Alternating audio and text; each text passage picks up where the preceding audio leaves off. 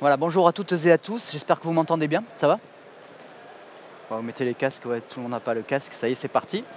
Bienvenue sur cette table ronde intitulée «Comment accompagner l'essor des parcs solaires citoyens en France?».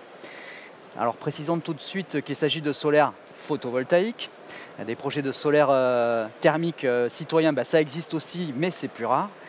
Et derrière cette question, il y a l'idée que nous avons dépassé le temps des parcs citoyens démonstrateurs, que nous sommes plutôt sur une véritable phase d'amorçage qui n'est pas toujours simple, on le verra. Et derrière cette question, il y a aussi ce constat.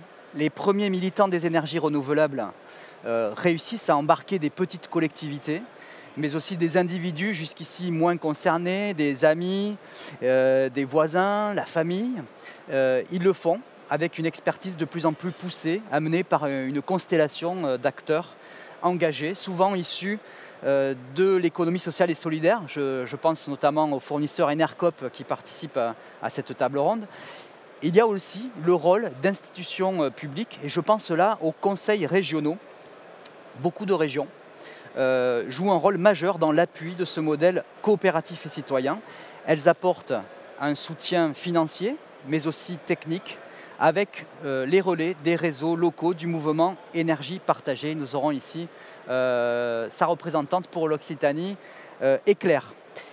Des régions qui ont la compétence énergie et sans doute l'objectif de favoriser l'appropriation par les habitants des énergies renouvelables, de sortir d'un modèle où les gens voient parfois l'irruption de centrales solaires ou éoliennes dans leur paysage sans y être associés, sans avoir même d'informations sur leur intérêt, et ce qui peut conduire évidemment à du rejet. Dans cette table ronde, avec nos intervenants, nous allons décrypter ce qu'est un parc solaire citoyen, et surtout nous allons tenter d'apporter un éclairage sur les conditions favorables à son bon développement. Et puis en fin de table ronde, nous aurons, j'espère, le temps d'avoir un large échange avec vous dans la salle. Voilà, sinon on n'a pas été trop bavard. Donc je vous propose deux séquences. La première pourrait s'intituler « Comment les parcs solaires citoyens ont pu se développer ». Et je demande à Lara Tran de me rejoindre tout de suite sur scène avec Fanny Tisseire. Voilà. Lara Tran est animatrice du réseau citoyenne Éclair. Fanny Tisseire est la présidente de Soleoc, une petite société regroupant citoyens et collectivités sur le territoire de l'Aude. Bonjour à toutes les deux. Bonjour. Bonjour. Alors je commence avec toi, Lara. Tu es animatrice au sein d'énergie citoyenne locale et renouvelable Occitanie, je l'ai bien dit. Éclair, association créée en mars 2015 sur l'initiative d'Enercop Languedoc-Roussillon pour fédérer les projets citoyens avec le soutien déjà de la région et de l'ADEME. Et aujourd'hui, Éclair anime un réseau d'environ 80 porteurs de projets publics ou privés. Et avant de nous éclairer sur ce modèle de l'énergie citoyenne en France et en Europe, avant de faire un focus sur les projets de parcs photovoltaïques, question simple, c'est quoi pour toi un projet citoyen ? Très bonne question. D'abord, je m'excuse pour ma voix très nasillarde, je suis en fin de maladie, donc c'est pas très agréable, mais je n'ai que celle-ci pour vous parler. Quand on parle d'un projet citoyen, de quoi on parle ? Un projet citoyen, ça se définit par l'implication des habitants et des acteurs locaux d'un territoire pour financer, mais aussi pour décider des projets. Si je le mets au regard des projets qui font appel au financement participatif, on ne parle pas de projets citoyens dans ce cas-là, parce que le financement participatif n'ouvre pas la gouvernance et la propriété des projets. Il y a vraiment cette différence-là. Donc il y a une ouverture du capital des projets pour l'investissement et la décision des citoyens et acteurs locaux dans les projets. Ouais, c'est une précision importante parce que des fois il y a de la confusion, mais on y reviendra s'il y a des questions notamment là-dessus. Et alors c'est quoi la place prise aujourd'hui par ce modèle en France ? Alors en France, il existe un label pour les projets citoyens qui est porté par Énergie Partagée. Et vous avez une carte qui vient de s'afficher. Aujourd'hui, c'est la carte de France des coopératives citoyennes et non pas des projets. Donc les coopératives citoyennes, ce sont des développeurs de projets énergie renouvelable citoyens. On en compte presque 300. Donc vous avez le chiffre actualisé juste avant Energaia qui était de 275. pour un total de 830 mégas, toute énergie renouvelable confondue. Et ça représente presque 35 000 citoyens actionnaires et presque 1000 collectivités aussi qui sont actionnaires et donc copropriétaires et codécisionnaires de ces projets. Et juste rapidement, le code couleur, vous avez en jaune le photovoltaïque largement représenté. Le bleu clair, c'est l'éolien. On a aussi la méthanisation et l'hydroélectricité. Alors c'est à la fois beaucoup et c'est peu, je ne sais pas en pourcentage par rapport maintenant au nombre de gigawatts d'énergie renouvelable qu'on a en France. On doit être quand même en dessous du pourcent. On est en dessous du pourcent sur la production d'énergie, effectivement. On est même sur l'ordre de grandeur, c'est 0,05% des gigawattheures qui sont produits en France et qui sont labellisés citoyens. Ça, c'est sur l'aspect quantitatif. Alors on verra après qu'effectivement, souvent, c'est quand même sur des petits projets. Peut-être ça peut expliquer aussi cet aspect quantitatif, relatif. Juste pour nous situer au niveau européen, est-ce qu'on a rattrapé le retard qu'on avait par rapport à un pays, notamment comme l'Allemagne ? L'Allemagne est souvent citée effectivement en exemple. Alors on n'est pas du tout aussi représentatif que l'Allemagne en termes de nombre de projets citoyens par rapport au nombre de projets global. On n'a pas eu la même histoire non plus sur la facilitation et l'accompagnement de ce type de projet. Si je fais une très rapide digression sur nos voisins allemands, il y a eu une énorme montée en puissance des projets citoyens dans les années 2010 jusqu'à 2017, notamment parce que leur mécanisme de soutien, qui est notre équivalent à AO-Creux, était très favorable aux projets citoyens, avec une facilitation. Par exemple, ils avaient un projet qui était citoyen pouvait obtenir le prix maximum de l'appel d'offres et non pas le prix qui était bidé. On avait le droit de candidater sans avoir d'autorisation environnementale. On divisait par 2 les garanties. Donc il y avait vraiment tout un mécanisme de soutien qui était très favorable, qui s'est arrêté en 2017 ou qui a été modifié.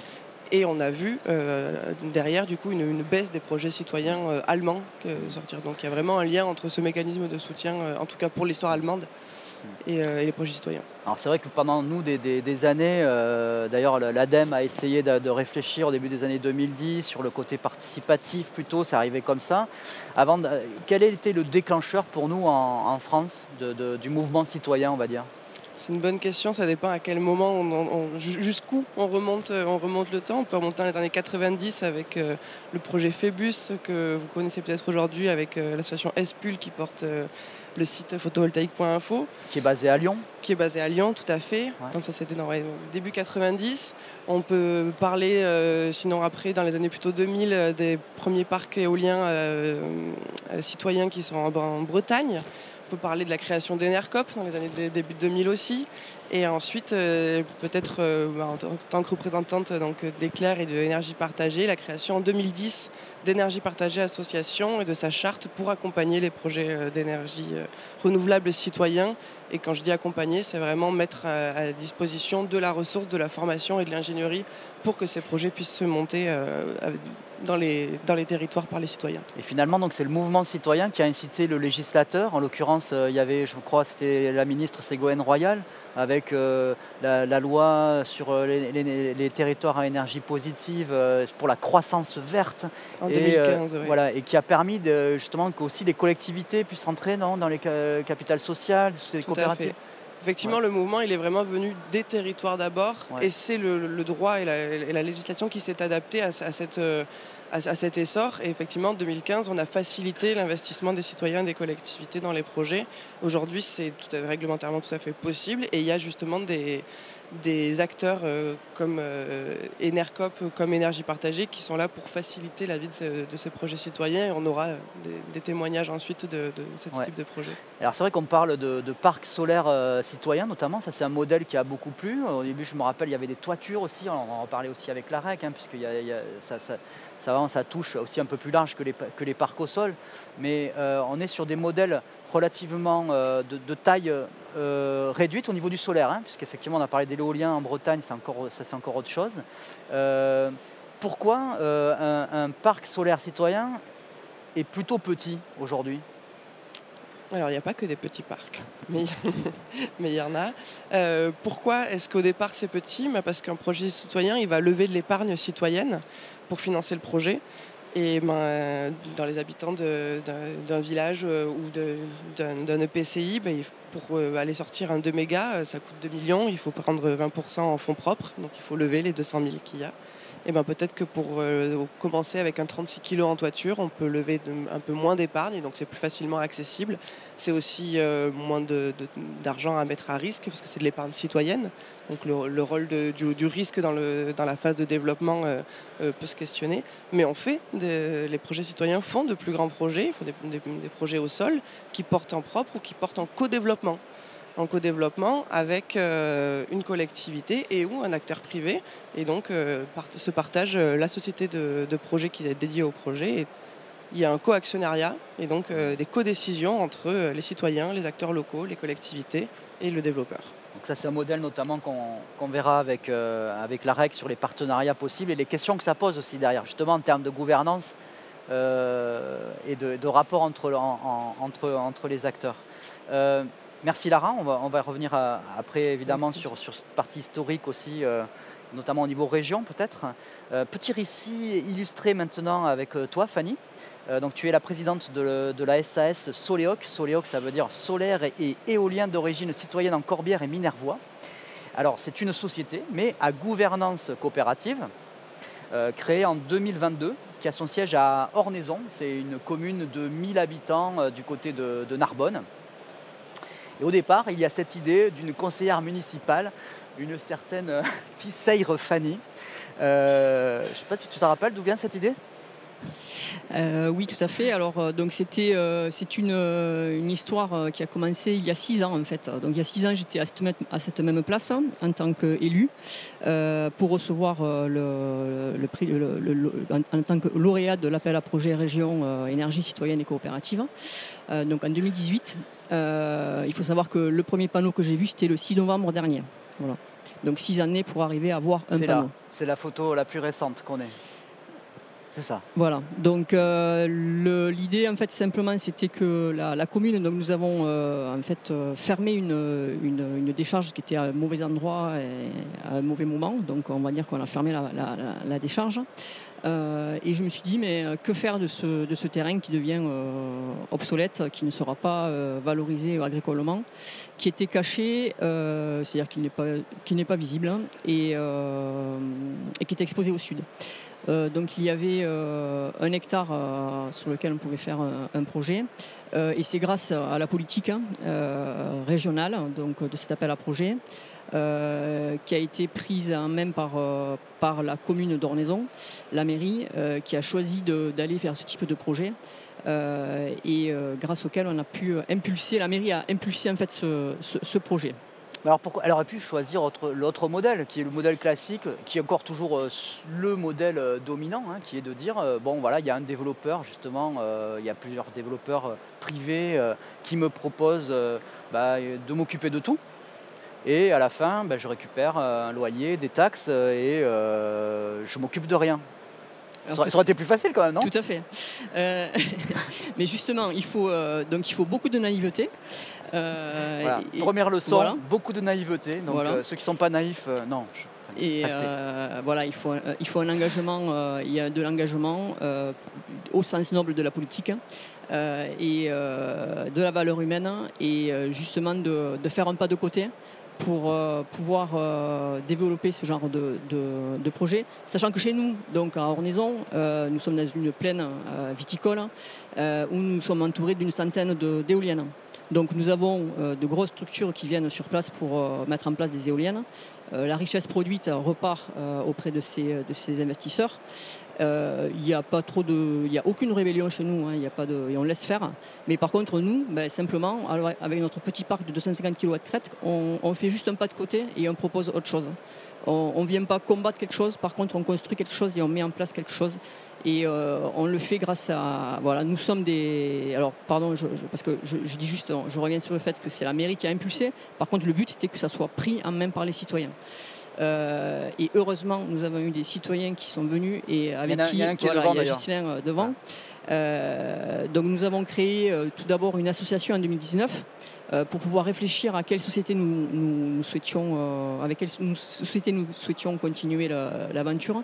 Et donc nous avons créé la SAS en 2022. Mais tout ça, c'est grâce à une équipe forte et 3 bénévoles qui étaient vraiment qui ont été là tout le long pour pouvoir mener à bien ce projet. Et ça, c'est la question, justement, double question. Comment s'est faite la mobilisation au sens large, y compris après au moment du financement pour ce parc solaire? Comment vous avez procédé là-dessus? Comment s'est faite aussi la mobilisation sur le temps et avec quel succès, insuccès de ce noyau dur que vous avez constitué à Soleoc pour mener à bien ce projet sur la durée? Alors, déjà sur l'aspect actionnaire, sociétaire, donc simplement quand nous avons été relativement en phase de maturité, alors je dis toujours relativement parce qu'en fait on n'est jamais, je crois. Donc nous avons simplement communiqué par la presse locale pour faire. Et bien, nous avons fait surtout une réunion publique. Grâce à donc nous avons fait une campagne de 3 mois que nous avons ensuite continué un mois et demi de plus, et nous avons eu 230 sociétaires. Donc c'est cette phase de souscription, quoi, au capital social. Ouais. Hein, ça c'est la fin.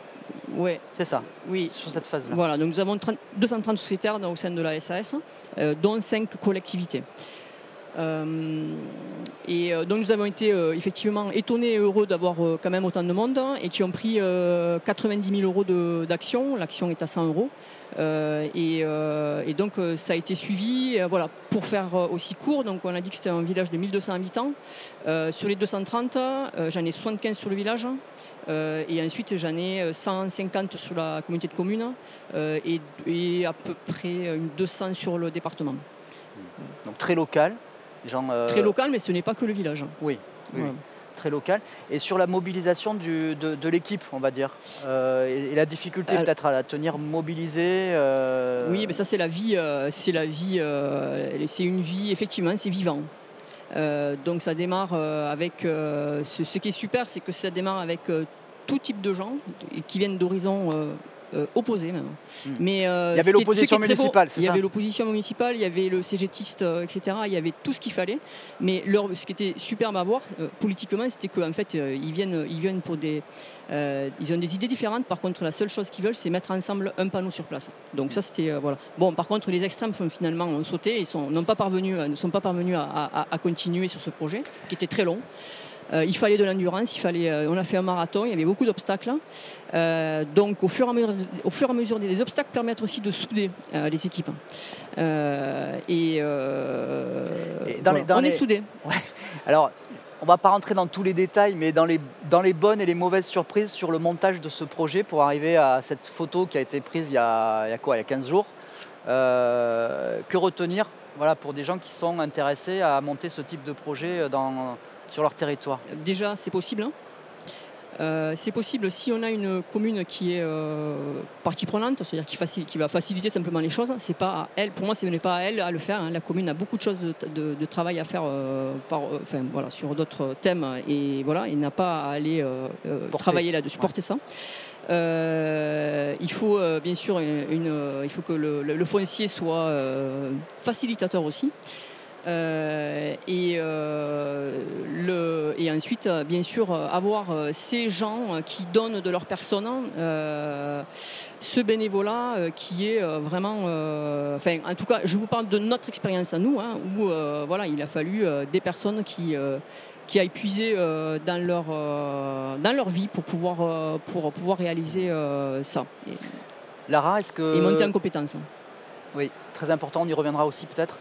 Lara, est-ce que tu retrouves là le schéma habituel et des coopératives et de ce type de projet? Voilà, une centrale de 250 kg. Aujourd'hui, on peut aller jusqu'à 300 kg si on ne l'a pas dit sur... peut-être ça a échappé à personne, mais je le dis quand même, le fait qu'au niveau urbanisme, on va seulement sur une déclaration préalable et pas sur un permis. Donc il n'y a pas tout le volet à risque d'un développement classique qui peut coûter facilement dans les 20 000 €. Je referme la parenthèse. Est-ce que tu retrouves un peu les ingrédients habituels, où il y a des choses qui se distinguent? chaque coopérative et chaque projet a sa distinction, mais oui, effectivement, enfin, il y a les mots-clés sur le bénévolat, l'engagement que ça nécessite, la durée. En fait, la dimension des parcs, effectivement, ce sont des choses qui sont assez communes à la plupart des coopératives. Après, certaines choisissent une énergie plutôt qu'une autre. Là, on parle de photovoltaïque, d'autres sur plutôt de l'éolien, d'autres sont multi-énergie, intègrent la chaleur aussi. Certaines coopératives font pour le moment que de la toiture entre 36 et 100 kg, d'autres que du sol. C'est quand même, voilà, il y a quand même une diversité. Mais globalement, il y a une histoire. Il y a évidemment des points communs et les mots-clés ont été dits par Fanny, effectivement, sur le portage, les collectivités facilitatrices et un engagement des citoyens et une volonté de faire ensemble. On va avancer un peu dans la table ronde. Il y a des éléments, j'aimerais bien vous pousser un peu plus, mais je pense qu'il y a des choses qui vont être apportées par nos deux intervenants que j'appelle tout de suite, en fait. Puisqu'on arrive à la seconde table ronde, nous allons voir sur les parcs photovoltaïques citoyens avec Agathe Henry et Loïc Blanc. Agathe est chef de projet énergie renouvelable de l'AREC Occitanie, l'Agence régionale de l'énergie et du climat. Elle va nous parler d'un outil financier susceptible d'aider les collectifs citoyens dans la phase de collecte de fonds. Et puis Loïc Blanc est le coordinateur général d'Enercop Midi-Pyrénées. Voilà, bienvenue à vous deux sur scène. Merci. Bonjour. Sur cette séquence, justement, nous allons poser la question des moyens. Alors, il y a les moyens humains, on va y revenir, techniques et financiers. Sur la durée, j'insiste lourdement, c'est surligné sur mon papier, peut-être que vous l'entendez, mais c'est sur la durée. Là, vous avez entendu un projet qui a duré 6 ans. Alors, c'est vrai qu'il y a eu le Covid au milieu, il y a eu des péripéties dans lesquelles on n'est pas rentré, mais c'est toujours des cas particuliers, peut-être. On découvre des choses au passage. Voilà, sur le foncier, par exemple, des choses comme ça. Donc par des groupes citoyens, on l'a dit le plus souvent bénévoles, au moins au début. Et derrière la concrétisation d'un premier parc, quand tout s'est bien passé, il y a la crainte d'avoir essoré un peu le potentiel financier des habitants les plus convaincus. Et puis s'il n'y a pas de salariés, ce qui est le cas à Soleoc, pas de salariés aujourd'hui, comment continuer à développer d'autres projets sans épuiser les bonnes volontés des gens qui sont bénévoles. Voilà, on va explorer avec vous deux la piste des partenariats, donc les collectivités, les entreprises. Et voyons d'abord avec toi, Loïc, la vision et le positionnement d'Enercop, donc ce fournisseur d'électricité qui sécurise le débouché des centrales photovoltaïques citoyennes via un achat de gré à gré. C'est le cas sur cette centrale là aussi d'Ornaison. C'était l'idée dès le départ en fait, de Soleoc. Peut-être Fanny, tu pourras dire là-dessus aussi quelque chose. Mais c'est un modèle économique aujourd'hui qui est remis en cause, on va dire ça comme ça. Et comment, peut-être on va rentrer dans le détail, pourquoi il est remis en cause. Quel modèle économique aujourd'hui, Loïc, pour préserver ce principe gagnant-gagnant, parce que c'était un peu ça la promesse. Gagnant pour Enercop d'avoir de l'énergie citoyenne à proposer à ses consommateurs, gagnant pour une société citoyenne d'avoir un débouché assuré. Comment on fait aujourd'hui ? Très bonne question. Mais je pense qu'en fait, il faut aussi revenir un peu sur l'histoire, parce que tout ça n'est pas né aujourd'hui, et bien rappeler qu'effectivement, le mouvement de l'énergie citoyenne, comme j'appellerais, auquel évidemment Enercop participe très activement, a toujours rempli les cases et est venu étaler là où en fait on va dire le modèle dominant n'allait pas, parce que c'était soit trop petit, soit ça n'avait pas de sens, dans une logique purement économique, et il faut le dire, financière. Voilà. Évidemment, le mouvement de l'énergie citoyenne, il ne vient pas avec cet objet économique en tête, il vient avec plutôt un objet social sur la question de l'énergie, avec tout ce que ça impacte, d'un point de vue évidemment environnemental, d'un point de vue à quoi sert l'énergie, quelle est sa finalité, comment on va la produire, et donc quels sont les impacts politiques, sociétaux, etc. Et c'est d'ailleurs la démarche qui est évoquée qui a été évoquée précédemment. Et de facto, comme l'intérêt d'un projet porté par un territoire est petite échelle, comme c'était expliqué, c'est-à-dire que il se trouvait qu'il n'y avait pas de cadre en fait, d'aide publique, par exemple, de mécanismes de soutien financier public, comme ça pouvait exister notamment dans certains pays européens, comme l'évoquait Lara. Et que donc on a pallié ce manque en disant mais en fait il y a un intérêt à ce que ces projets, même s'ils sont petits, à ce qu'ils puissent avoir un débouché. Et Enercop va assurer ce débouché-là dans une logique qui est celle d'Enercop, à savoir on est là pour mettre en place des moyens de production dans une logique long terme, avec un coût de production le plus juste possible, à la fois pour le producteur, mais aussi pour les consommateurs finaux. Et d'où ces contrats gré à gré, parce qu'il faut rappeler quand même aussi que c'est ce qui a permis dans la logique d'Enercop, qui est de contractualiser de gré à gré avec les producteurs depuis plus de 20 ans. On fait ça. Ce qu'on appelle aujourd'hui des PPA, on le fait depuis 20 ans. C'est pas nouveau pour nous.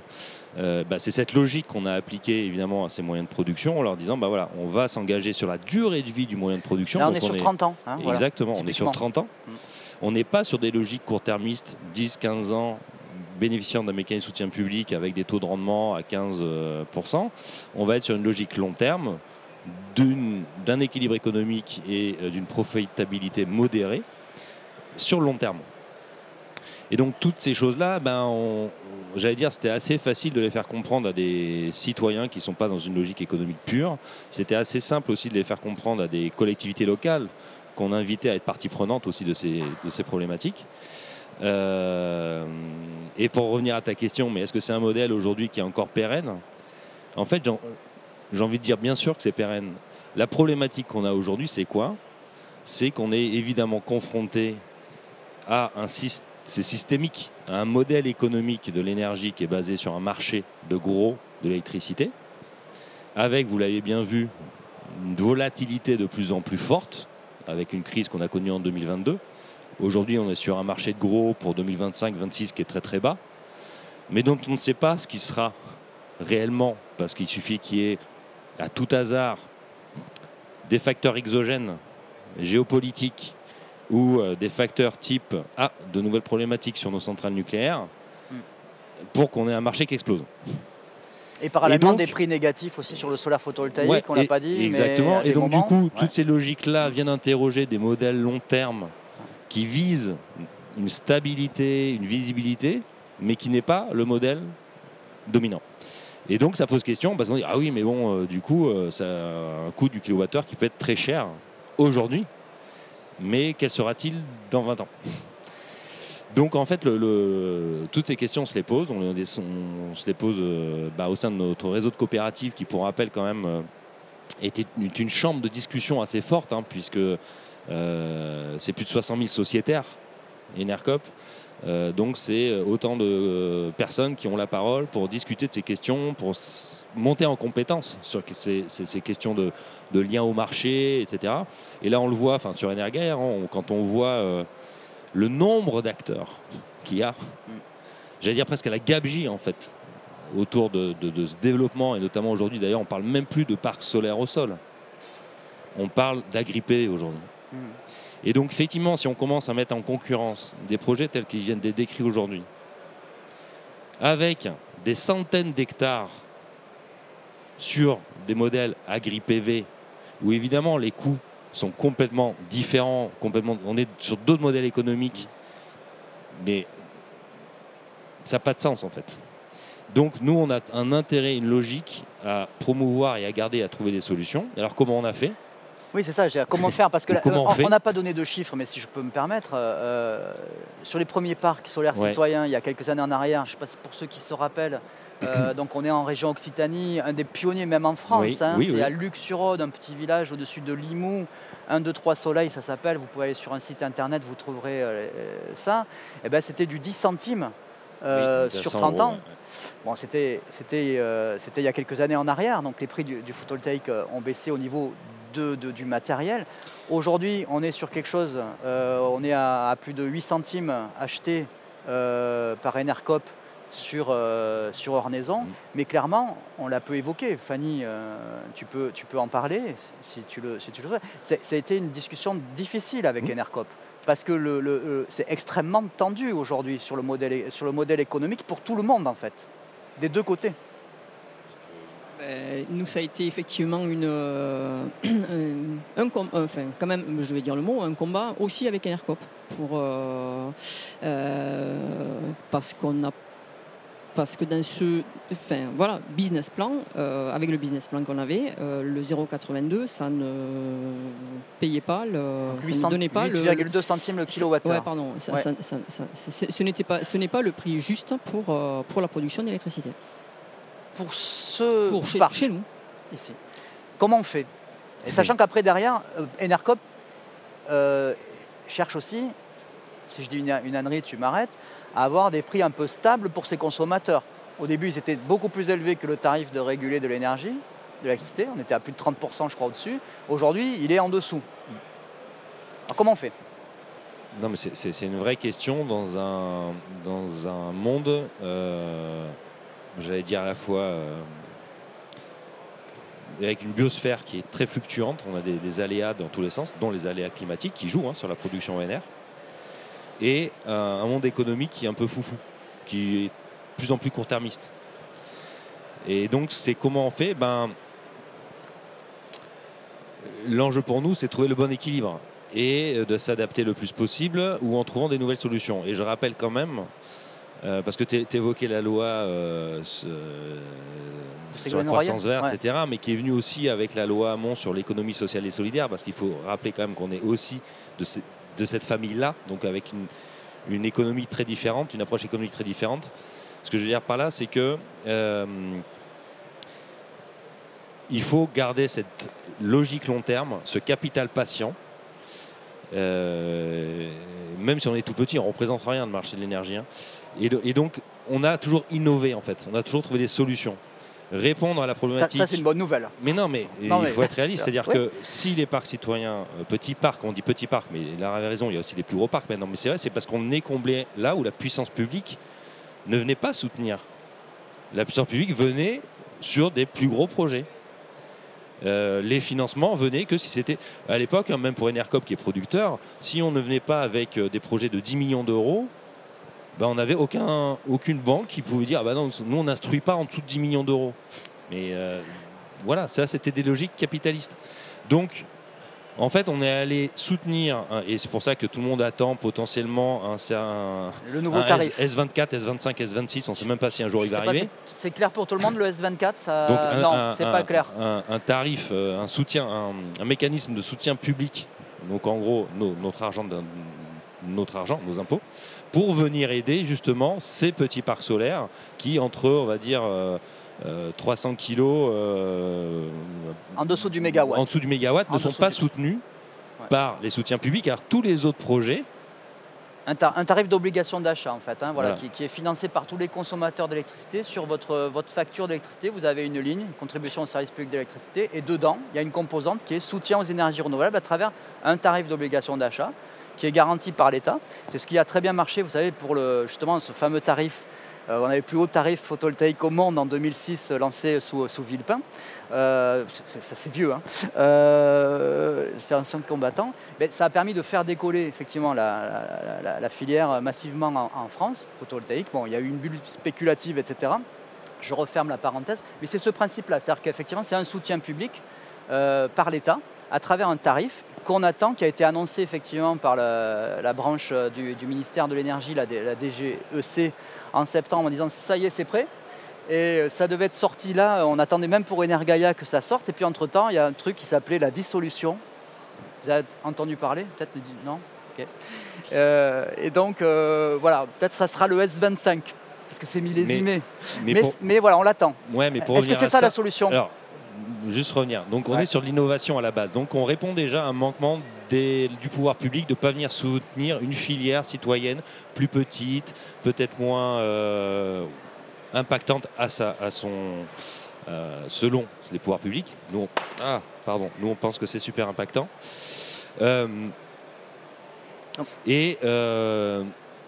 Donc on a trouvé une solution. La solution, c'est de dire ok, on va faire du gré à gré 30 ans. Maintenant, aujourd'hui, c'est un peu remis en question parce qu'il n'y a toujours pas de soutien public, il est attendu. Et puis, par contre, le soutien public, il continue sur les autres À travers les appels d'offres. Il faut quand même de la commission comprendre de l'énergie. Que tous les gros opérateurs vont continuer d'aller sur des gros projets parce que de toute façon, il y a des garanties de l'État sur l'achat quand même. Et donc, moi, ce que je dirais simplement aujourd'hui, il faudrait peut-être arrêter en fait tout le soutien de ces gros projets, qui, je pense, qu'ils sont très matures aujourd'hui. Par contre, mettre maintenant les soutiens sur les petits projets. S'il y a quelqu'un de la Creux ici. Je pense que ça sera un positionnement politique très fort. Donc, comment on a innové aussi, c'est de créer de nouvelles valorisations de l'énergie. Et un projet citoyen, c'est quoi? C'est effectivement de l'investissement local pour des retombées économiques locales et une sécurité d'approvisionnement énergétique aussi qui peut être locale sur le long terme. Et la question la retombée économique locale, elle n'est pas que financière, elle peut être justement un retour énergétique, c'est-à-dire pouvoir consommer l'énergie qui est produite localement. Donc c'est ce qu'on voit là. Je te pousse un peu. Pour que Agathe ait le temps de parler. Et donc on a mis en place notamment les premières opérations d'autoconsommation collective, partager l'énergie autour du moyen de production. Donc là c'est à côté d'Albi, c'est ça? Ça c'est effectivement le premier parc solaire en France en 2022, où toute l'énergie est vendue localement. Une boucle d'autoconso. Avec des acteurs publics, des acteurs économiques et des citoyens. Mais ça peut être aussi valoriser cette énergie, pourquoi pas directement avec un acteur public. Donc lui vendre l'énergie en ce qu'on appelle les corporate PPA de gré à gré directement. Aujourd'hui, le cadre réglementaire le permet. Mais le problème de tout ça, toujours pareil, c'est que la puissance publique amène des garanties, mais uniquement pour les gros projets ou les gros acheteurs. C'est-à-dire qu'aujourd'hui, des PME, des boulangers ou autres qui ont des problématiques d'approvisionnement énergétique telles qu'ils ont connues lors de la crise énergétique n'auraient pas accès à une valorisation locale de l'énergie qui leur permettrait d'avoir une visibilité, une stabilité avec une garantie de l'État, alors que ça existe pour les plus gros industriels. Ça aussi, en fait, donc il y a un gros combat politique toujours. Il ne faut pas se tromper de combat. Ce n'est pas Enercop qui ne veut pas acheter au prix, etc. C'est qu'il y a aussi des contextes réglementaires, clairement, qui facilitent les gros opérateurs plutôt que toutes les alternatives. Je veux dire, ça fait combien de temps l'énergie citoyenne? 20 ans. On va fêter les 20 ans d'Enercop. On est toujours au combat, en fait. L'énergie militante, c'est vraiment ça. C'est-à-dire qu'il faut aller porter des modèles tels qu'on l'a vu en Allemagne, tu l'as très bien dit, ça a pu exister. Et on le voit dans d'autres pays européens. C'est possible, en fait. Il suffit de où est-ce qu'on réoriente les moyens, pour quelle finalité. Donc voilà. Donc Fanny, très court avant de... Oui, tout à fait. Ouais. C'est justement, effectivement, de quel point de vue on se place. Donc effectivement, l'aspect business où on veut du plus gros, du très gros. Et juste, voilà, le petit parc au sol sur l'ancienne décharge, pour un village, c'est exactement ce qu'il faut faire. Effectivement. Nous, il y a 2700 mètres carrés. 250 kW de crête, donc ça fait alors on est à 1200 habitants, il y a 600 foyers, on dit qu'il y a ça correspond à 20-25% de la production de la consommation d'électricité hors chauffage pour le village. Donc 2700 mètres carrés, voilà, sur x4 ça fait 1 hectare, pour avoir voilà, je trouve que c'est hyper adapté à notre ruralité. Et là, au niveau, moi je trouve que c'est une intelligence collective et humaine et rurale. Qui répond exactement aux besoins réels de la population. Voilà. Et je reviens sur, voilà, en tant qu'élu, je trouve que vraiment c'est un modèle extraordinaire. Et on peut dire juste, sans déflorer, qu'il y a aujourd'hui 4-5 projets dans des villages environnants. Tout à fait, c'est justement pour le développement. Et effectivement, donc ça donne, nous, on a eu... qui est-ce qui nous a donné envie de faire ça? C'est Luxurode. On a vu que c'était possible dans un petit village de 250 habitants dans l'Aude. Donc nous, on est dans l'Aude, on a un petit village et on a vu que c'était possible, donc on peut le faire. Ce qui est super, c'est qu'effectivement, on a donné l'envie aussi à un groupe à 7 km à côté, sur 4 villages à côté, qui normalement vont développer comme notre premier parc au sein de Soléo. Et qui ont eu aussi le soutien de l'ADEME et de la région sur cette phase développement qu'on a bien compris, c'était sur la phase d'émergence, c'est vraiment très important. Je me tourne maintenant vers toi, Agathe. Donc je le rappelle, tu es chef de projet énergie renouvelable de l'Agence régionale de l'énergie et du climat, l'AREC, un outil de la région Occitanie, encore une fois, qui a bien aidé jusqu'ici ces projets citoyens. Et voyons avec toi le soutien cette fois aux investissements, parce que c'est un sujet d'inquiétude, hein, ça quand même on l'a un peu évoqué. mais peu finalement. Pour pas mal de collectifs citoyens, c'est beaucoup, c'est la question de ces villages notamment qui arrivent derrière après Ornaison, de ne pas lever assez de fonds pour développer. Voilà, là il y a 4-5 projets, il y a peut-être plus d'1 mégawatt qui se profile. Est-ce qu'on va arriver? Alors peut-être pas à financer intégralement. Il y a forcément la banque, mais ça inquiète. Et là, il y a un outil qui arrive avec un outil dans la poche qui s'appelle OZENR Citoyen. Il y a un point d'exclamation peut-être, OZENR Citoyen. Comment ça fonctionne et à qui s'adresse-t-il? Oui, alors en effet, pour recontextualiser l'outil OZENR Citoyen, il émane de la politique ambitieuse de la région de développer les énergies coopératives citoyennes avec comme objectif 500 projets et 100 000 associés actionnaires citoyens pour 2030. 100 000. Donc on suit on est en bonne route, tu me diras Lara si les chiffres sont bons, mais il me semble, en Occitanie on a 230 projets citoyens, une soixantaine de coopératives citoyennes en activité. Et donc on avait initialement le dispositif 1 euro région, 1 euro citoyen, qui a donc été remplacé par ce dispositif OZENR Citoyen, donc qui a comme vocation de venir compléter le tour de table de l'investissement, donc avec 3 critères d'éligibilité.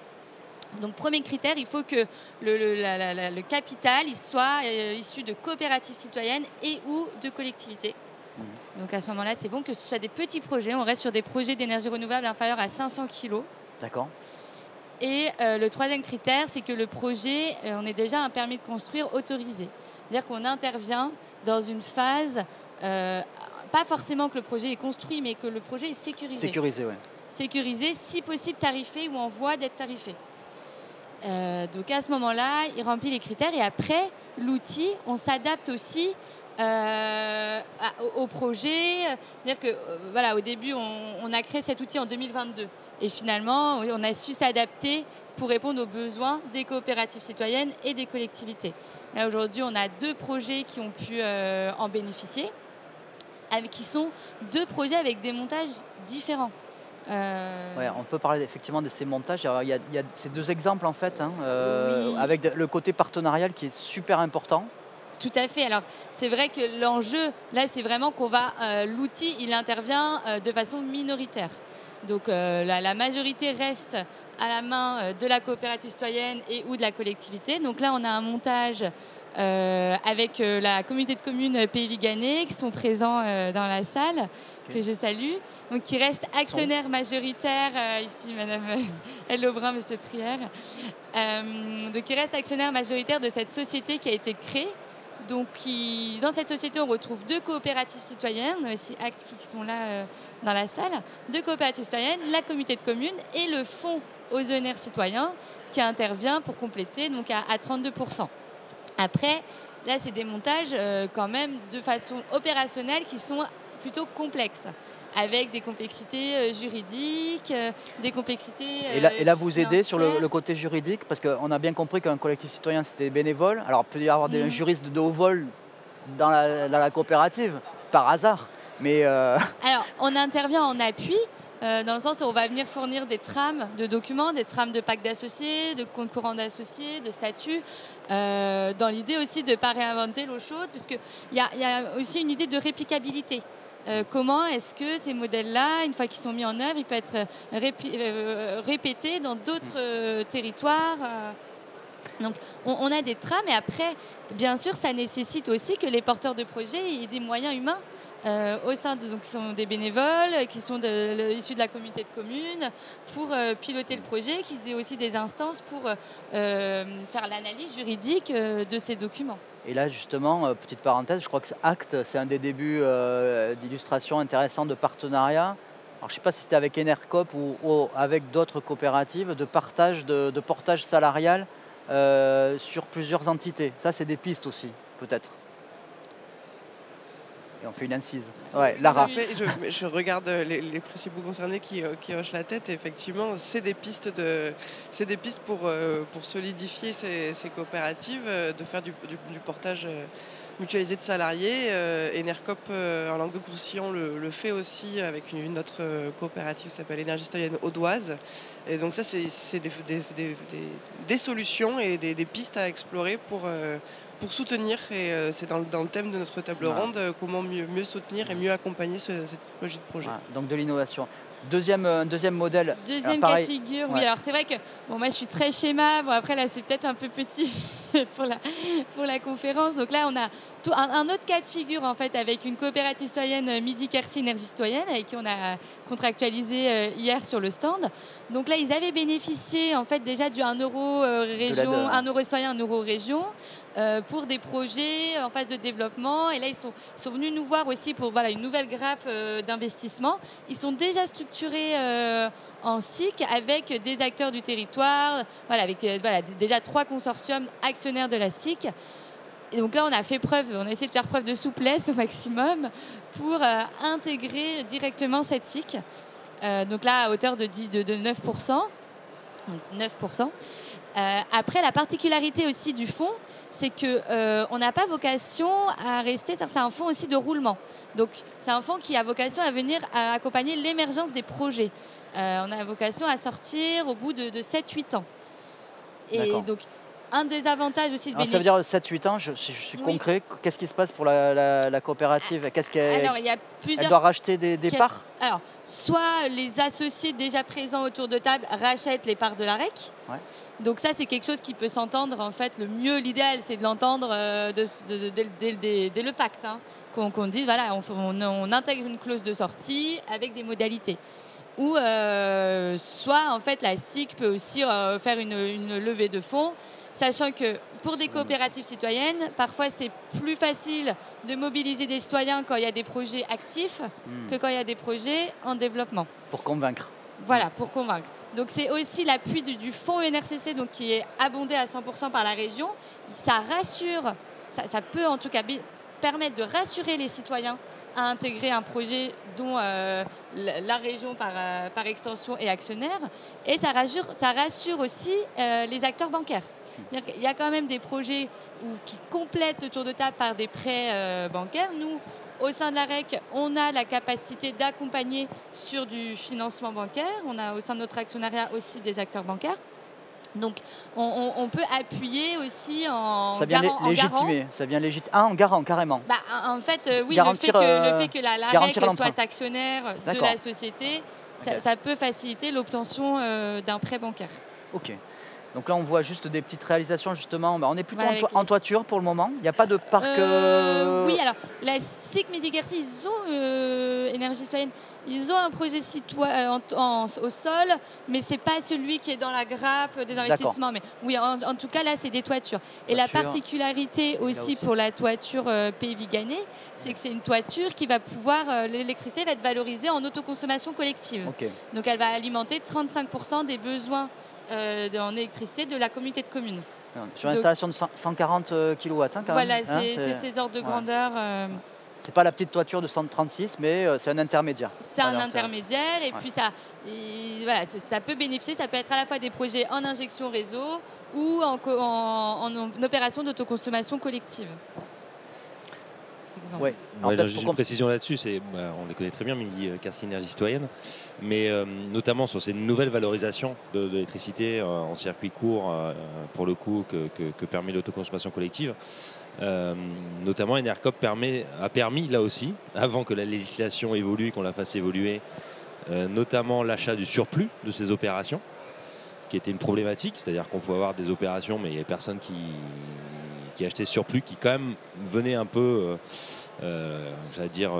compléter le modèle économique.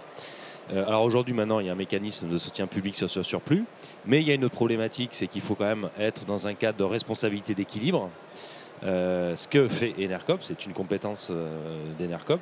Donc aujourd'hui, c'est aussi ce qu'on apporte. C'est-à-dire qu'on n'est pas obligé d'être que sur la question de l'achat, éventuellement de la production. On est aussi un facilitateur.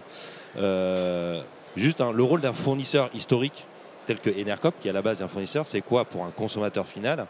C'est de lui enlever tout ce qu'il ne voit pas et qui est très complexe, à savoir le transport de l'énergie, RTE, la distribution de l'énergie, Enedis, mais aussi toutes les problématiques du marché de gros, et tous les intermédiaires sur l'équilibre du réseau. Ah oui, c'est sûr qu'il y a une petite coopérative comme Soliox. Voilà, et tout ce qui est problématique d'agrégation de toutes des productions. Bon, tout ça, le consommateur, le final, ne le voit pas. Ouais. Et donc, Enercoop permet aussi du coup d'apporter ses compétences qui ne se voient pas forcément dans un projet. Mais là, typiquement, il y a besoin d'un responsable d'équilibre. On peut être ce responsable d'équilibre et de faciliter ces opérations. Mais concrètement, par exemple, il peut y avoir une autoconsommation de 70% de la production et on dit que c'est 30% qui sont fléchés, ça, c'est encore autre achetés chose. Par Enercoop. Non, c'est pas ça. Ça, c'est encore autre chose.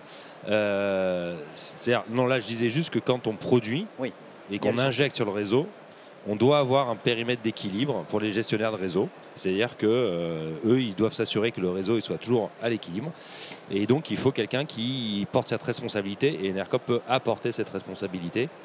Et à côté, c'est autre chose. Autre chose, c'est encore de l'innovation qu'on a faite. C'est effectivement sur des moyens de production à l'échelle locale, de se dire que on peut très bien faire en sorte, et c'est ce qu'on a fait d'ailleurs à Estan Carbon, une partie du parc solaire va vendre en UPPA, donc le contrat long terme avec le fournisseur, tel que c'est contractualisé par exemple sur Ornaison, mais une autre partie va pouvoir être vendue directement localement.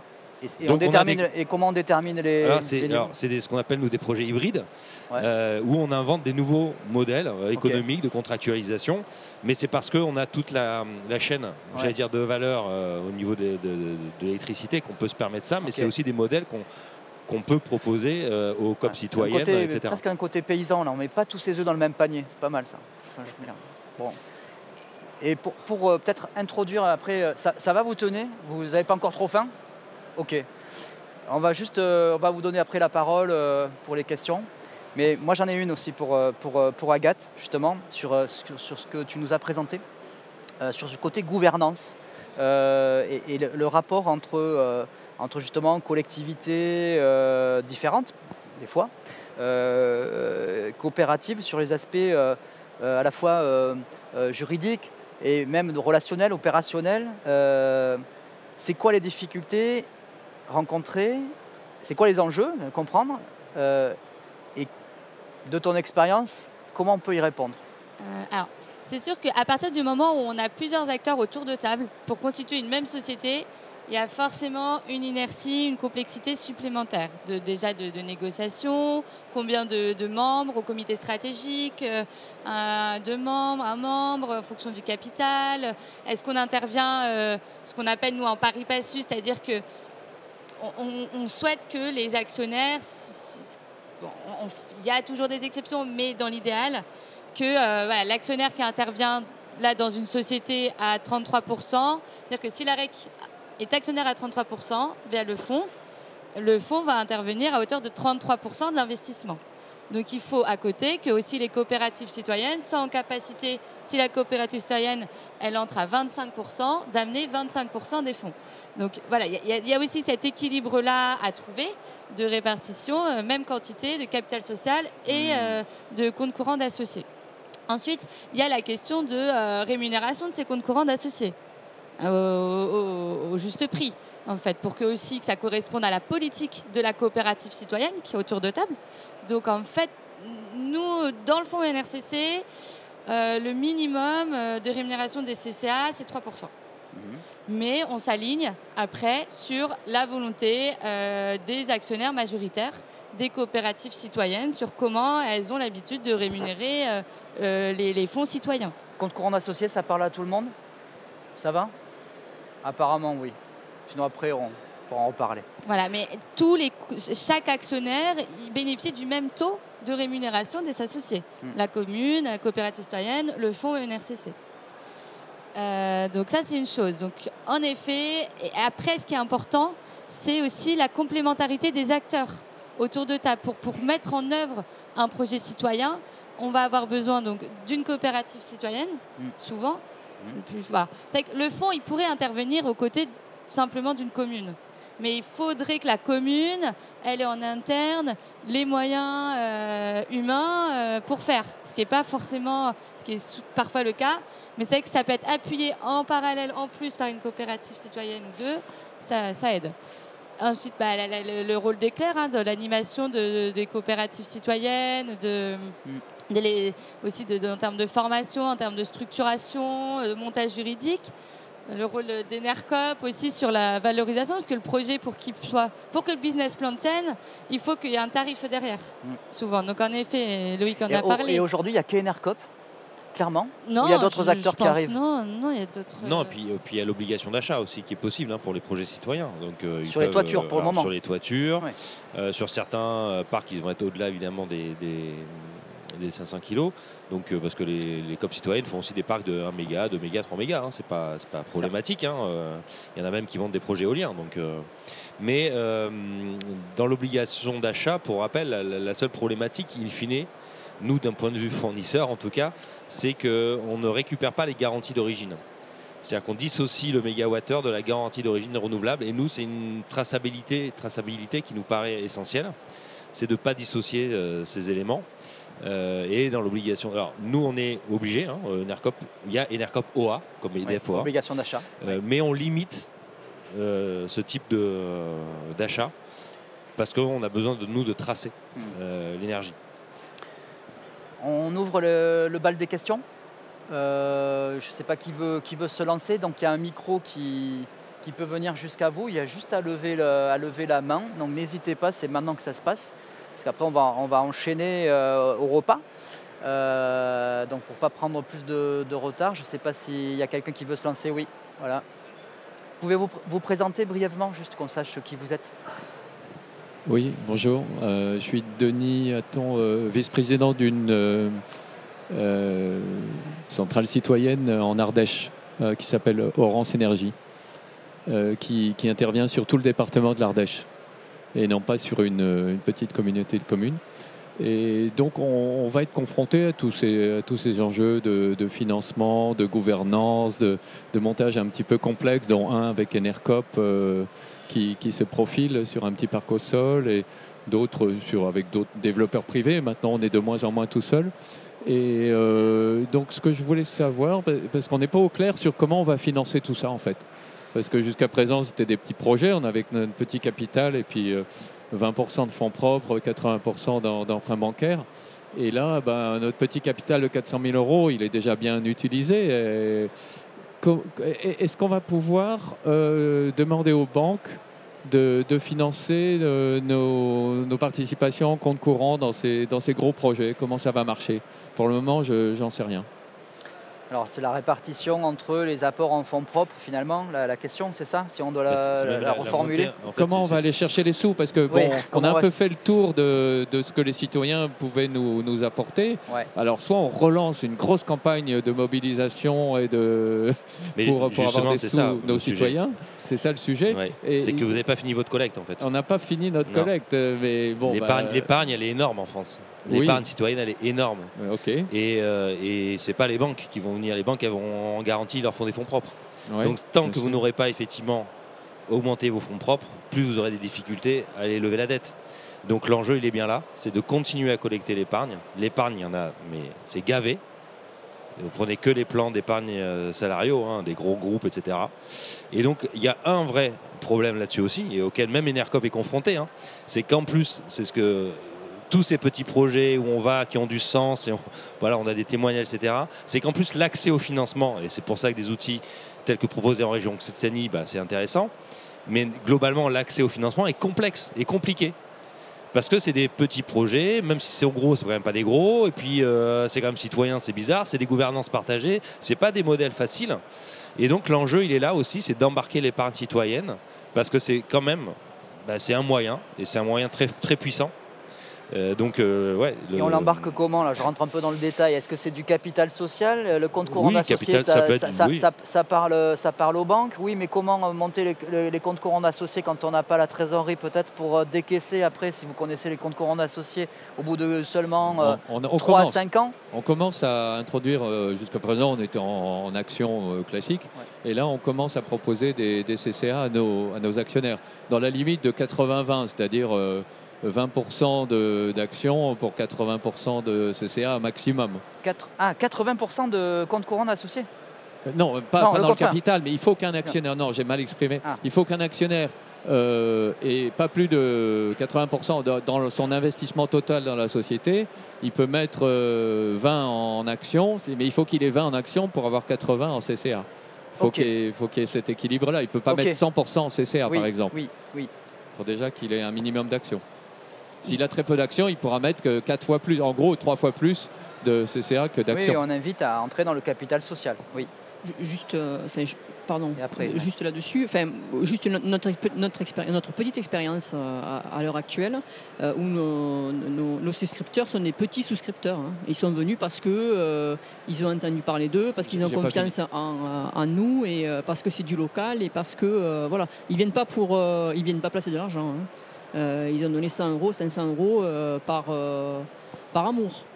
Okay. Je veux juste revenir sur ma question. Est-ce que vous pouvez nous dire qu'est-ce que les banques vont financer dans tout ça? J'ai bien remarqué la réponse de Loïc. Hein. Faites votre boulot, allez chercher l'épargne citoyenne. Mais est-ce que au renouvelable, pardon. Qu'est-ce que les banques vont financer? C'était ça ma question. Voilà. Elles vont financer à partir du moment où elles ont des garanties des fonds propres, de manière très classique. C'est tout. Lara, complément pratique. Pour compléter ces fonds propres, là on parle de le compte courant d'associés. Il y a aussi la possibilité de faire des titres participatifs qui est ouverte au STIC aujourd'hui. Là c'est au choix de la coopérative de demander que les personnes qui prennent des titres soient sociétaires ou pas. C'est là où un compte courant d'associés, il y a le mot associé, donc il faut y être au départ. Mais c'est un autre moyen qui peut paraître moins engageant pour l'épargnant de le faire. Et juste pour compléter, parce que tu disais justement, effectivement, c'est des petits épargnants qui ne viennent pas là au départ, c'est des militants.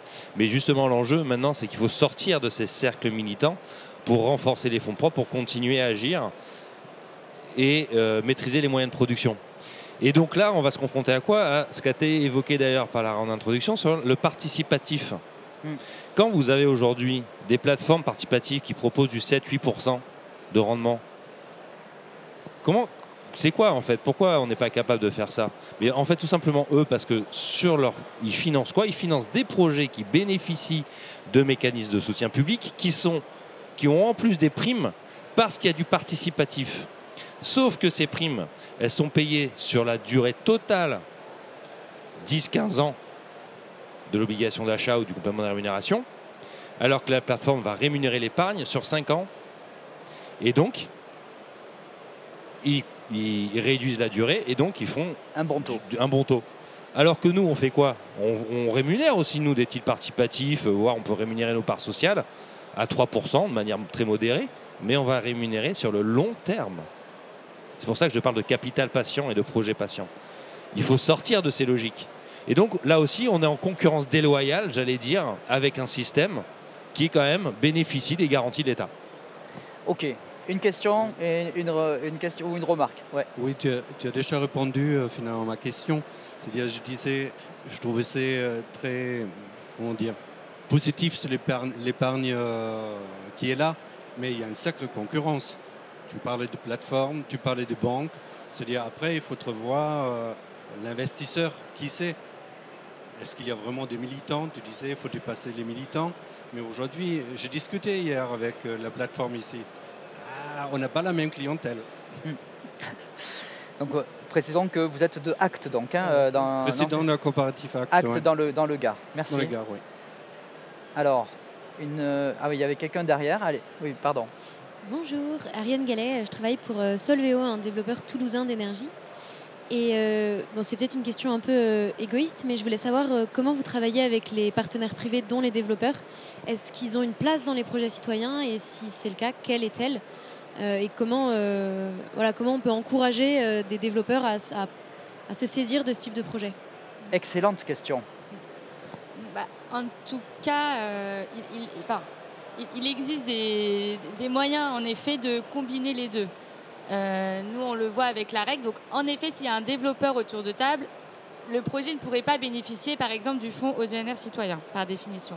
Mais il y a d'autres soutiens possibles. On peut imaginer des montages aux côtés on l'a actuellement d'ailleurs, où il y a un développeur, une collectivité, et la REC, on vient en tiers de confiance de la collectivité, ou un développeur, une collectivité, une coopérative citoyenne, sous réserve que le développeur ait aussi une vision territoire et laisse de la place aussi à la coopérative citoyenne et puisse s'aligner sur les impératifs, les modalités de la coopérative ou de la collectivité. Alors, Lara, un complément court, on va essayer de conclure assez rapidement là maintenant. Ok, complément court. Ouais. Oui, les développeurs ont une place aux côtés des coopératives citoyennes. La première réponse, la transition énergétique, il faut la faire tous ensemble. La question qui est centrale après, c'est le partage de la valeur, ça a été dit. Comment est-ce qu'on discute ensemble, qui mange à quel moment en fait. Est-ce que le développeur privé, un de ses boulots, c'est de prendre du risque. Il veut rémunérer son risque. La collectivité et le citoyen, prendre du risque, on n'a pas le même rôle là-dedans. Comment est-ce qu'on rémunère le risque? Comment est-ce qu'on partage la valeur? À quel moment du projet? Vision long terme, il faut qu'on mange tous ensemble sur toute la durée du projet. Mais la réponse est oui, il y a une place, il y a des exemples. Dans le Lot, à la Ramière par exemple, un projet qui est fait avec Général du Solaire, la coopérative Enercoa et la communauté de communes et la commune à l'intérieur. Il y a une gouvernance partagée, il y a 4 co-actionnaires, c'est un projet de 5 mégas, ça se fait. Et je répète, oui, il y a une place, il faut le faire ensemble avec une vraie discussion de pacte d'associés et de partage de la valeur sur le long terme. Alors, que pour compléter, simplement, c'est vrai que souvent, les opérateurs privés, les énergéticiens souhaitent rester majoritaires dans leurs actifs, au capital des projets. Donc ça fait partie aussi des discussions, des négociations à avoir avec les différentes parties prenantes. Bonjour, Ghislain Soléoc. Juste pour dire, nous avons créé cette société aussi citoyenne à Ornaison dans l'Aude, avec une vision d'outils d'aménagement des énergies renouvelables sur notre territoire, un outil à disposition des élus qui sont souvent sollicités par plein d'opérateurs. Donc nous maintenant, c'est vrai que moi aujourd'hui, je suis venu pour accompagner l'essor de parcs citoyens en France. Donc nous, on existe, on a d'autres dynamiques autour de nous, des associations qui ont envie de lancer ça. Nous, la question, c'est il y a le véhicule qui existe.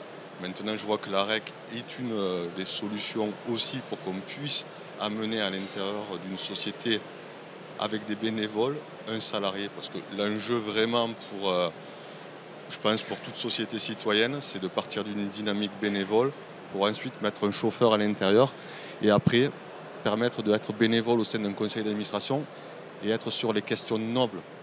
C'est-à-dire que nous, on a plein d'éoliennes autour de chez nous et effectivement, est-ce qu'il faut qu'on soit exportateur d'électricité? Est-ce qu'il faut qu'on continue à couvrir tout notre territoire d'énergie renouvelable? Tout ça, c'est des vraies questions sur lesquelles moi maintenant je souhaite en tant que bénévole et administrateur de la société passer. Mais effectivement, il a fallu mettre un moment du carburant bénévole, mais là maintenant, l'échelle, c'est arriver à fixer des salariés à l'intérieur. Voilà. Et ça, c'est alors pendant que le micro peut partir là-bas pour la dernière question de la table ronde avant que nous partions manger, mais c'est aussi la question de comment, dans le plan d'affaires en fait, de ces centrales petites ou un peu moins petites, on peut intégrer de la rémunération de la société coopérative à des fins de fonctionnement pour faire émerger du salariat, pas pour faire du salaire pour du salaire, non, pour effectivement tenir un peu le bateau et le faire progresser. Le conducteur plutôt, la voiture. Loïc, tu peux, vous êtes salarié chez... Non, mais de manière très courte, moi je trouve ça génial comme témoignage parce qu'en fait c'est tout l'enjeu. C'est ce qui a permis justement l'essor de ce petit parc, si on reprend l'exemple, votre histoire, c'est justement l'étape d'après, c'est dire ok, maintenant il faut qu'on adresse les questions. J'ai bien aimé le terme de noble, c'est-à-dire que nous aussi, en fait, citoyens, on doit pouvoir peser sur la stratégie territoriale ENR de mon territoire de vie. Et donc, ok, il y a des éoliennes qui existent, mais il y en a peut-être d'autres à venir, ou peut-être qu'il va falloir les renouveler. Et maintenant, si, en fait, on a notre mot à dire et on veut être partie prenante de ces questions-là. Et ça, c'est hyper important. Et donc, on doit trouver des solutions pour pouvoir avoir du temps salarié. Alors, ça passe par... je pense qu'il n'y a pas de formule magique. Tout ça, ça va être hybride. Ça va être des nouvelles alliances, des nouvelles coopérations. Il y a tu l'évoquais, il y a du partage salarial. Il y a plein de choses qu'il va falloir qu'on invente ensemble. Mais ça va être une des clés pour que justement agir plus en profondeur et aussi sur la pensée publique, pour que les collectivités locales puissent aussi s'investir un peu plus sur cette question-là et pas avoir que le regard économique sur la question de l'énergie, comme je l'ai expliqué en introduction, aussi avoir cette valeur sociale hyper importante. Unité de production, on est sur un bien de première nécessité, un aménagement du territoire, une certaine souveraineté énergétique. Enfin, il y a tous ces enjeux qu'il faut adresser. Et alors oui, les développeurs privés doivent y participer. Par contre, il faut qu'ils revoient leur matrice. Et ça va être indispensable. Sinon, on va vers quoi? On va vers des conflits. Et aujourd'hui, c'est ce qui arrive. On y est déjà. Et c'est documenté empiriquement par des scientifiques en termes de sociologie. On a de plus en plus de conflits territoriaux sur l'aménagement territorial, dont la question énergétique, même sur des petits projets. Alors, je ne sais pas s'il y avait un complément, mais très rapide avant la dernière question. Pour compléter, aujourd'hui en Occitanie, on observe qu'il y a une dizaine de coopératives citoyennes qui sont sur un changement d'échelle. Donc en fait, la question de la professionnalisation, elle dépend aussi à quelle échelle veut être la coopérative citoyenne. Il y en a qui veulent, qui ont le souhait de rester sur des petits projets à l'échelle d'une commune, à l'échelle d'une communauté de communes. Et il y en a qui ont le souhait forcément quand on va aller développer des plus gros projets, des plus gros montants, sur le département, qui nécessitent des temps de développement plus longs. Il y a la question des frais de développement associés. Et nous, en tout cas, dans les business plans, ça ne nous choque pas du tout d'avoir un frais de développement associé à la coopérative citoyenne qui est financée par la société globale. Très bien. Ultime question. Attention, roulement de tambour. Oui, bonjour. Mélina Seitz, chef de projet chez Soelia, la société d'économie mixte du Tarn-et-Garonne. Du coup, finalement, avec les différentes questions, les différentes remarques et compléments, vous avez déjà dit ce que je souhaitais faire passer comme message. Tout simplement, effectivement, les petits projets sont économiquement difficiles, mais depuis quelques années, il y a quand même de plus en plus de demandes sur ces projets et des besoins. Donc aujourd'hui, selon les territoires, on peut trouver différents acteurs permettant justement de réaliser ces projets. Je pense qu'avec un accompagnement de différents acteurs, avec des partenariats, on va dire, on arrive finalement à réaliser ces projets. Comme vous pouvez le voir autour de cette table ronde, il peut y avoir des SIC que nous trouvons de plus en plus. Il y a la REC, mais il y a aussi également les sociétés d'économie mixte des départements, issues souvent des syndicats d'énergie, et de plus en plus de départements proposent ces solutions, et les SEM peuvent accompagner les SIC et les collectivités sur ces projets. Voilà. Et les entreprises privées également commencent à comprendre qu'il y a de plus en plus de demandes à ce niveau-là, et commencent maintenant à réfléchir sur des petits projets, car se rendent compte que c'est plus facile d'avoir ces projets que des gros. Merci à vous. Effectivement, ça vient confirmer. Merci à vous quatre pour vraiment la qualité de ces échanges sur cette table ronde. Et ça confirme qu'on est... alors on n'est pas à la croisée des chemins parce qu'il y a quelque chose qui s'est enclenché, mais on voit bien encore qu'on est sur un système marginal en termes quantitatifs, mais qui prend beaucoup de place maintenant. Il prend de plus en plus de place dans le débat public, je dirais. La preuve encore ici. Et sur ces questions, effectivement, aujourd'hui, sur les territoires de rejet des énergies renouvelables, paradoxalement, des fois par le mouvement écologiste, la question de l'appropriation va se poser vraiment plus que celle de l'acceptabilité. Je crois que ça, on est en train de vraiment de passer un cap par rapport à ça. Et ces parcs solaires citoyens, puisque c'était le thème de la table ronde de ce matin, mais au-delà, les énergies renouvelables citoyennes sont clairement une réponse face à ça. Et je pense qu'effectivement, votre dernier témoignage, en fait, c'est ça. Les collectivités sont en train pour le coup, se l'approprier. Merci à vous tous. Bon appétit et bon après-midi sur Energaia. À bientôt.